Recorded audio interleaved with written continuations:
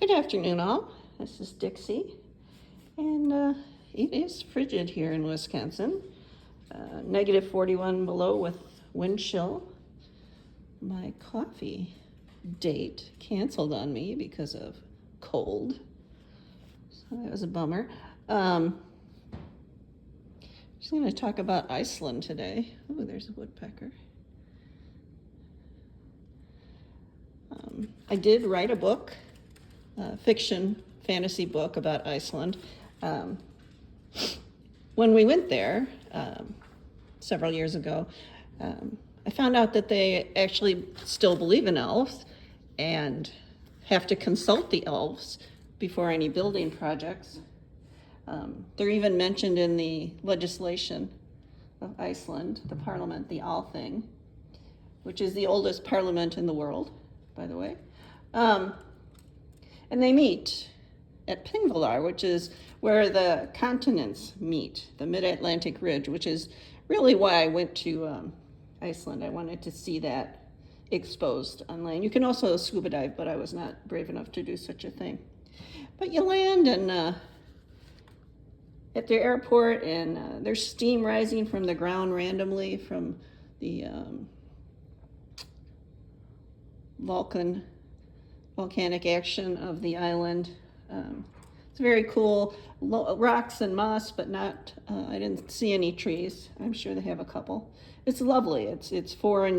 You see it in a lot of the movies when they're on like a different planet. They use Iceland.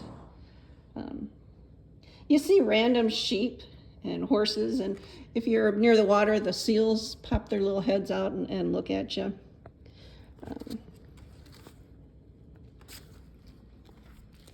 But my book on Iceland, which is, let me find a sunbeam, Crossroads Magic, is about this woman who, she gets mad at her family and she goes to Iceland, and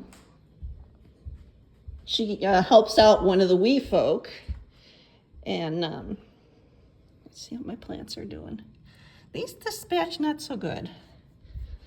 These I planted, but they don't look as robust as the normal lettuce that I buy. So anyway, she gets to Iceland. She helps out one of the wee folk, and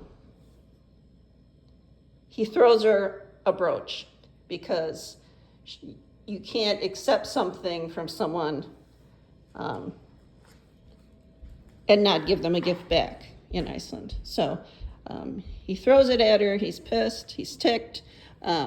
She puts it in her pocket, or she puts it on, and that kind of signaled her acceptance of becoming the elf warrior. So now she's got to defend the whole elvish world so they can keep magic.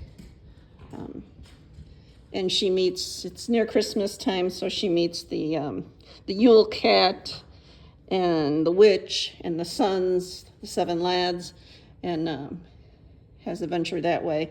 And well, you'll have to read it. She's got a nemesis who, he may be a good guy, he may be a bad guy. You're never really sure.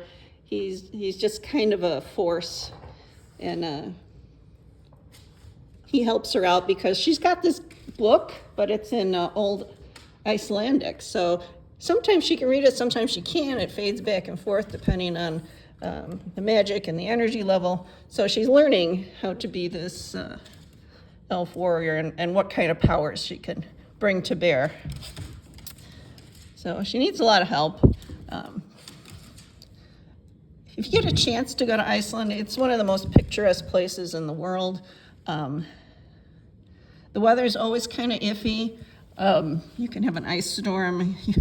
You can have, well, pretty much an ice storm at any time. We met birds who attacked while we were at a restaurant. We had all sorts of unusual adventures. We stayed at this one place that had really creepy pictures. If I think about it later, I'll get out some of my pictures so you can see.